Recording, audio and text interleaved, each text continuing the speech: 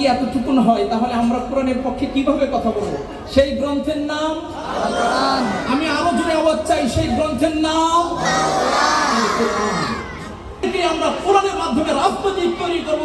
এভাবে যখন সারা বাংলাদেশে জেগে উঠবে, কোনো দুর্নীতি থাকবে না, ডাক্তারখানা কসাইখানা হবে না, কোনো চাঁদাবাজি করবে না, কোনো দুর্নীতিবাজ দুর্নীতি করবে না।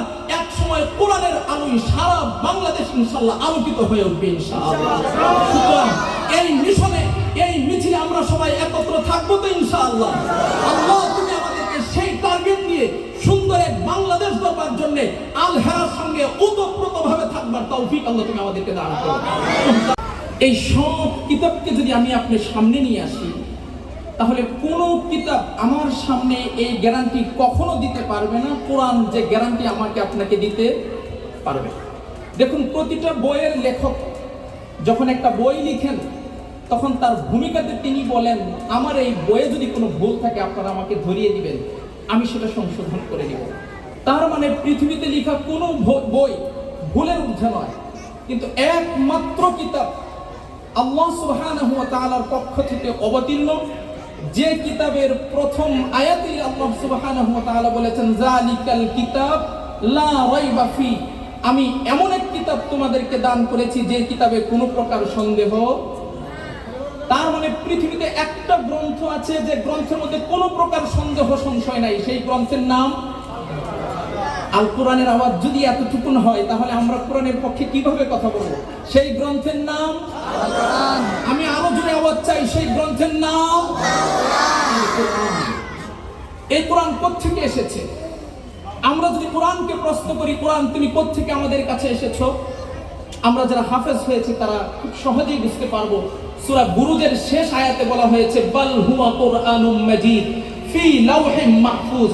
শুনো, আমি হচ্ছি সম্মানিত কোরআন, এটি আমি লৌহে মাহফুজ থেকে তোমাদের কাছে অবতীর্ণ হয়েছি। সুবহানাল্লাহি ওয়া বিহামদিহি। লৌহে মাহফুজ কোথায় একটু মাত্র ধারণা নেই। মুহতারাম হাজিরিন, আমাদের প্রিয় নবী হযরত মুহাম্মদুর রাসূলুল্লাহ সাল্লাল্লাহু আলাইহি সাল্লাম মেরাজ থেকে আসার পরে তিনি আমাদেরকে ছোট্ট একটা ধারণা দিয়েছেন যে আমি আজকের এই রাতে সব কিছু পরিভ্রমণ করে তোমাদের কাছে এসেছি। কত দূর গিয়েছিলাম একটু মাত্র শোনো। এই যে তোমরা মক্কাতুল মুকাররমা দেখতে পাচ্ছ, আমি এখান থেকে বাইতুল মুকাদ্দাস গিয়েছি, বাইতুল মুকাদ্দাস থেকে সিদরাতুল মুনতাহা গিয়েছি, সিদরাতুল মুনতাহা থেকে লৌহে মাহফুজ পর্যন্ত গিয়েছি, আরশে আজিম পর্যন্ত গিয়েছি। কতটুকু দূরত্ব ছিল মুহতারাম হাজিরিন? পৃথিবীর যত কিছু আছে আমরা সব কিছু কিলোমিটার দিয়ে মাপতে পারি। একটা জায়গার দূরত্ব এত কিলোমিটার সব কিছু দিয়ে মাপি। মুহতারাম হাজিরিন, আল্লাহর নবী যে জায়গায় গিয়েছিলেন কিলোমিটার দিয়ে মাপা সম্ভব নয়। আল্লাহর নবী বলেন, আমার এই পুরা সফরের মাঝে তিনটা বাহন এসেছিল। প্রথম বাহনের নাম হচ্ছে বুরাক, দ্বিতীয় বাহনের নাম হচ্ছে মেরাজ, তৃতীয় বাহনের নাম ছিল রফরফ। এক একটা বাহনের গতি কি পরিমাণ ছিল আমি ওইদিকে যাব না, শুধু দূরত্বটা বলি। আল্লাহর নবী বলেন, এই জমিন থেকে আসমান পর্যন্ত যে আমি গিয়েছিলাম এইটা ছিল 500 বছরের রাস্তা।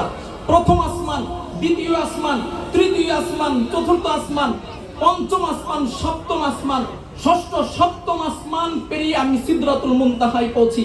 আমার বাহন চেঞ্জ করে আমাকে আরেকটা বাহন দেওয়া হয়, আমাকে রফরফ দেওয়া হয়। সেখান থেকে আমি আল্লাহ রাব্বুল আলামিনের আরশ আজিম পর্যন্ত পৌঁছাই। সেখানে আমি আল্লাহর সঙ্গে সাক্ষাৎ করি, তারপর আমি দুনিয়াতে চলে আসি। মুহতারাম হাজিরিন, কোটি কোটি মাইল দূরত্ব আরশে আজিম, যেখানে আল্লাহ রাব্বুল আলামিন বসবাস করেন, যেখানে আল্লাহ রাব্বুল আলামিন উপবিষ্ট আছেন। আল্লাহ রাব্বুল আলামিন সেই আরশে আজিম থেকে আমার আপনার সবার জন্য একটা কিতাব নাজিল করেছেন, সেই কিতাবের নাম আল কোরআন। একটু মাত্র পরিসংখ্যান খেয়াল করি ভাইরা, এই আল কোরআন আল্লাহর নবীর উপর নাজিল হওয়ার পরে নবী করিম সাল্লাল্লাহু আলাইহি সাল্লাম পৃথিবীতে ছিলেন মাত্র 23 বছর। কত বছর?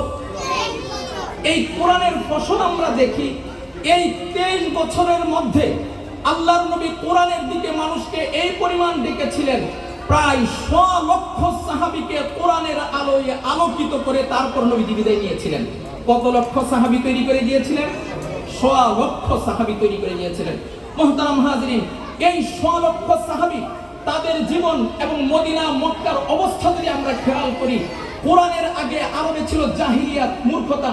কিন্তু এই কোরআন যখন তাদের কাছে নাজিল হয়, কোরআনের কাছে যখন সাহাবায়ে কেরাম আসেন, এক একজন সাহাবী এই পরিমাণ আলোকিত হয়েছেন, আল্লাহ তাআলা তাদের ব্যাপারে কোরআনে নাজিল করে দিয়েছেন, রাদিয়াল্লাহু আনহুম ওয়া রাদু আন। ও বান্দারা শুনো, আমি আল্লাহ তোমাদের উপর সন্তুষ্ট হয়ে গেলাম, তোমরাও আমার উপর সন্তুষ্ট। সুবহানাল্লাহ। এই হচ্ছে কোরআন। কোরআনের কাছে যে আসবে আল্লাহ তার উপর সন্তুষ্ট হবেন, তারাও আল্লাহর উপর সন্তুষ্ট হবে। মুহতারাম হাজিরিন, দীর্ঘ 1500 বছরের ব্যবধানে আমরা দেখা যায় নানান তন্ত্র মন্ত্রের আওতায় পড়ে কোরআন থেকে অনেক অনেক দূরে সরে গিয়েছি, যোজন যোজন দূরে সরে গিয়েছি। এই কারণে বর্তমানে মানুষ আছে কিন্তু প্রকৃত মানুষ নাই। মুহতারাম হাজিরিন, আজকের এই দিনে এখানে দাঁড়িয়ে আমার বড় প্রাউড ফিল হচ্ছে যে আল হেরাত যেভাবে আমাদের এলাকায় সারা জাগিয়েছে, আল হেরাত যেভাবে কোরআনের আলো ছড়িয়ে দিচ্ছে, আমি আল্লাহর কাছে আশা রাখি, আমি এই কথা আল্লাহর কাছে আশা ব্যক্ত করতে পারি যে আল্লাহ অচিরেই বাংলাদেশের জমিনে এমন এক বাংলাদেশ তৈরি হবে, সাহাবায়ে কেরাম যে দ্বীন আমাদের মাঝে রেখে গিয়েছিলেন, সাহাবায়ে কেরাম যে কোরআন আমাদের মাঝে রেখে গিয়েছিলেন, এইরকম আল হেরা নামক এক একটা মাদ্রাসার মাধ্যমে আবারও বাংলাদেশের জমিনে সাহাবায়ে কেরামের মতো এক একজন মর্দে মুজাহিদ তৈরি হবে ইনশাআল্লাহ। মুহতারাম হাজিরিন, এই মুজাহিদ কারা? এই যে দেখুন আমার আপনার সামনে বসে আছে, এরাই হবে আয়েশা, এরাই হবে খাদিজা, এরাই হবে উম্মে কুলসুম, এরাই হবে ফাতেমা। আর আমার ছেলে বাবা যারা আছেন, এরাই হবে এক একজন আবু বকর, এরাই হবে এক একজন ওসমান, এক একজন ওমর, এক একজন খালিদ ইবনে ওয়ালিদ। এদের মাধ্যমে বাংলাদেশের মাটি পবিত্র হবে, এদেশের সমাজ পবিত্র হবে, এদেশের ঘর পবিত্র হবে, এবং আশা করি এই দেশে এক সময় মুসলিমদের এবং কোরআনওয়ালাদের ক্ষমতায় আসতেই হবে ইনশাআল্লাহ। আর এর প্রধান ভূমিকা পালন করছে কারা? এই আল হেরা নামক মাদ্রাসার মতো এই ধরনের ছোট ছোট প্রতিষ্ঠান। মুহতারাম হাজিরিন, আপনাদের কাছে আমি এতটুকু আরজ করতে চাই, আমরা যে আমাদের এই ছেলে মেয়েদেরকে দিয়েছি, আমরা কি বড় লস করে ফেলেছি? না না না, একটু কোরআনকে জিজ্ঞেস করুন, কোরআন তোমাকে যদি আমি পাঠ করি, আমি যদি তোমাকে ধারণ করি, তুমি কি আমাকে কি দিবে? সূরা ইব্রাহিমের শুরুতেই কোরআন বলছে, কিতাবুন আনজালনা ইলাইকা লিতুখরিজান নাস মিনাজ যুলুমাতি ইলান নূর। আল্লাহ বলেন, আমি তো কোরআন তোমাদেরকে এই জন্য দিয়েছি, দুনিয়ার যাবতীয় অন্ধকার থেকে তোমাদেরকে বের করে এক আলোর দিকে তোমাকে নিয়ে যাব, তোমাদেরকে এক রাস্তায় নিয়ে যাব, সেটা হচ্ছে সিরাতে মুস্তাকিমের রাস্তা, সেটাই হচ্ছে জান্নাতের রাস্তা। সুতরাং কোরআনের পথে থাকলে আমরা কোন রাস্তায় থাকবো? জান্নাতের রাস্তা। এটা হচ্ছে ফাইনাল কথা। মুহতারাম হাজিরিন, এবার কোরআনকে যদি আমরা জিজ্ঞেস করি, কোরআন তুমি আমাদের জন্য কি নিয়ে এসেছো, তোমার ভেতরে কি কি আছে? কোরআন বলে, ওয়ানাজ্জালনা আলাইকাল কিতাবা তিবয়ানাল লিকুল্লি শাই। আল্লাহ বলেন, আমি তোমাদেরকে এমন এক কোরআন দিয়েছি যে কোরআনের ভিতরে সব কিছুর ব্যাখ্যা আমি আল্লাহ দান করেছি। বিজ্ঞান চাবেন, অবশ্যই বিজ্ঞান পাবেন। আল্লাহ তাআলা সূরা আম্বিয়ার মধ্যে বলেন, আওয়ালাম ইয়ারাল্লাযীনা কাফারু আন্নাস সামাওয়াতি ওয়াল আরদা কানাতা রাত্তান ফাতাকনাহুমা ওয়া কাফারা। তোমরা কি দেখো না, এই আসমান জমিন তো একসময় কুণ্ডলী পাকিয়েছিল এক বিগ ব্যাং এর মাধ্যমে। বিজ্ঞান বলে বিগ ব্যাং, আমরা বলি ইন্নামা আমরুহু ইযা আরাদা শাইআন আন ইয়াকুলা লাহু কুন ফায়াকুন। আল্লাহ তাআলা যেদিন ইচ্ছা করেছেন এই সব কিছু সৃষ্টি করবেন, তিনি বলেছিলেন কুন, তো সব কিছু সৃষ্টি হয়েছে। বিজ্ঞানের কথা কোরআনের মধ্যে আছে, সূরা ইয়াসিন, ওয়াল কুরআনিল হাকিম ইন্নাকা লামিনাল মুরসালিন। জান্নাতের কথা আছে, জাহান্নামের কথা আছে, হাসরের ময়দানের কথা আছে, ব্যক্তি জীবনের কথা আছে, পারিবারিক জীবনের কথা আছে। এমন কোন তথ্য নাই যে তথ্য কোরআনুল কারীমে। সুতরাং আমি যদি আলাদা একটা বিজ্ঞান আমার ছেলেকে পড়াই, কোরআন যে বিজ্ঞান দিবে সেই বিজ্ঞান কেউ দিতে পারবে না। কোরআন যে ডাক্তার বানাবে, পৃথিবীর কোন গ্রন্থ, কোন প্রতিষ্ঠান সেই ডাক্তার বানাতে পারবে না। কোরআন যে সাহিত্যিক বানাবে, এরকম সাহিত্যিক কেউ বানাতে পারবে না। হাজার বছরের চ্যালেঞ্জ আমরা করতে পারবো। মুহতারাম হাজিরিন, আমাদের এই ছেলে মেয়েদেরকে আমরা চাই না শুধুমাত্র হাফেজ হবে, শুধুমাত্র আলেম হবে। আমাদের এই টার্গেট হচ্ছে এই বাচ্চাদেরকে আমরা কোরআনের মাধ্যমে ডাক্তার বানাবো, এদেরকে আমরা কোরআনের মাধ্যমে ইঞ্জিনিয়ার বানাবো, এদেরকে আমরা কোরআনের মাধ্যমে রাজনীতি তৈরি করব। এভাবে যখন সারা বাংলাদেশে জেগে উঠবে, কোনো দুর্নীতি থাকবে না, ডাক্তার খানা কসাইখানা হবে না, কোনো চাঁদাবাজ চাঁদাবাজি করবে না, কোনো দুর্নীতিবাজ দুর্নীতি করবে না। এক সময় কোরআনের আলোয় সারা বাংলাদেশ ইনশাআল্লাহ আলোকিত হয়ে উঠবে ইনশাআল্লাহ। সুতরাং এই মিশনে, এই মিছিলে আমরা সবাই একত্র থাকবো তো ইনশাআল্লাহ। আল্লাহ তুমি আমাদেরকে সেই টার্গেট নিয়ে সুন্দর এক বাংলাদেশ গড়বার জন্য আল হেরার সঙ্গে ওতপ্রোতভাবে থাকবার করার তৌফিক আল্লাহ তুমি আমাদেরকে দান করো। কোরআন কি শুধুমাত্র এই দুনিয়াতে উপকার করবে? না, কোরআন দুনিয়াতে আমাকে আপনাকে উপকার করবে। কাল কিয়ামতের ময়দানে কি হবে? শেষ হাদিসটা বলে শেষ করে দিচ্ছি। আমাদের যে 6 জন বাবা আজকে হাফেজে কোরআন হলেন, আল্লাহ তাআলা কিয়ামতের ময়দানে বলবেন, ইকরা ওয়ারতাকি ওয়ারাত্তিল কামা কুনতা তুরাত্তিলু ফিদ দুনিয়া ফাইন্না মানসিলাকা ইনদা আখিরি আয়াতিন তাকরাউহা। ও কোরআনের হাফেজ, আসো, কাম হিয়ার, ইকরা, পড়ো, পড়তে থাকো। দুনিয়ার একজন মানুষ, একজন ইঞ্জিনিয়ার, ডাক্তার, সবচেয়ে যে ধনী মানুষ, তিনি কয়তলা পর্যন্ত বাড়ি করতে পারেন? আমি আল্লাহ একজন কোরআনের হাফেজকে বলবো, পড়তে থাকো। দুনিয়াতে যেভাবে আমার আয়াত তিলাওয়াত করতে আমার হাফেজে কোরআন বান্দাটা আলিফ লাম মিম থেকে পড়া শুরু করবে, মিনাল জিন্নাতি ওয়ান নাস, সেখানে গিয়ে থামবে। 6666 তলা বাড়ি আমি আমার কোরআনের হাফেজের জন্য জান্নাতে তৈরি করে দেব। হাফেজে কোরআন জান্নাতে তার এই বাড়ি হবে। শুধুমাত্র হাফেজে কোরআন লাভবান হলো, আর কেউ কি লাভবান হবে না? অবশ্যই।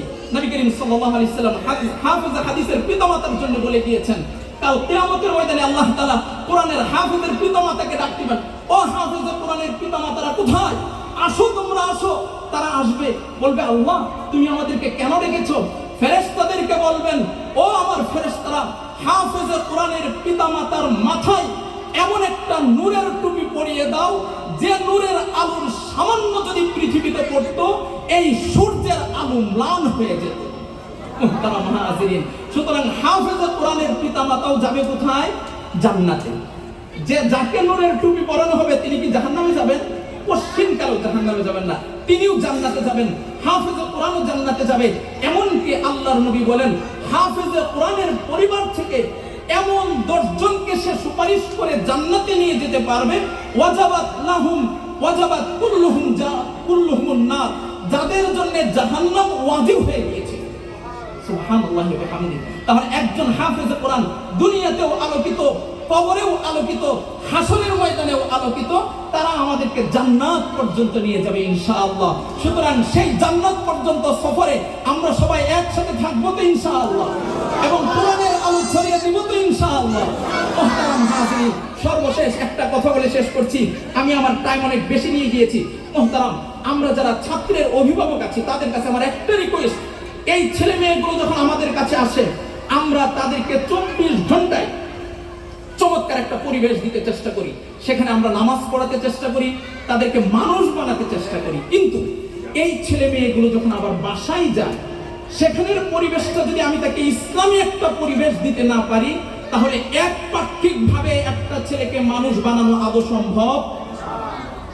আমার কথাটা মনে হয় বুঝতে পারেন নাই? একপাক্ষিক শুধুমাত্র মাদ্রাসার উপর দিয়ে দিলে, আর আমি আপনি যদি কোনো মেহনত না করে যে সব টাকা দিয়ে কিনে ফেলবো, আদৌ সম্ভব নয়। এজন্য সবার কাছে উদাত্ত আহ্বান রাখবো, আমার ছেলে মেয়েকে যেভাবে মাদ্রাসায় দিলাম, মাদ্রাসার পরিবেশটাকে যেভাবে বড় করছে, আমরা প্রত্যেকেই আমার আপনার বাসাটাকেও সেই পরিবেশের মতো পরিবেশ বানাতে চেষ্টা করবো ইনশাআল্লাহ। কেমন? আমার ঘরে যদি টিভি থাকে, আমার ঘরে যদি সব ধরনের ব্যবস্থাপনা থাকে, আমার ছেলেগুলো মাদ্রাসায় হিফজ পড়লো, বাসায় এসে মোবাইল চালালো, টিভি দেখলো, নাটক দেখলো, সিনেমা দেখলো, তাহলে আমরা এতক্ষণ সারাদিন মেহনত করে যা তার মাথায় দিলাম, এই আপনার আমার বাসায় এসে 5 মিনিটের কারণে তার সবকিছু বেরিয়ে থেকে চলে যায়। এজন্য মুহতারাম হাজিরিন, অভিভাবকদের কাছে উদাত্ত আহ্বান রাখবো, মাদ্রাসায় যে পরিবেশ আছে, আসুন আমরা সবাই মিলে আমার ঘরের সেই পরিবেশ তৈরি করি। আমার ভেতরে যদি দিন না থাকে, নিজের ভেতরেও দিন তৈরি করি, নিজের স্ত্রীর ভেতরে দিন তৈরি করি, নিজের ঘরের ভেতরে দিন তৈরি করি। আমার ঘর হবে দিনের দুর্গ, মাদ্রাসা হবে দিনের দুর্গ। 2 দুর্গ একত্রে মিলে ইনশাআল্লাহ এই দেশে ইসলাম কায়েম হবে ইনশাআল্লাহ। সেই আশাবাদ ব্যক্ত করেই আমি আমার সংক্ষিপ্ত বক্তব্য শেষ করছি। ওয়া আখিরু দাওয়ানা আলহামদুলিল্লাহি রাব্বিল আলামিন। আসসালামু আলাইকুম ওয়া রাহমাতুল্লাহি ওয়া বারাকাতুহু।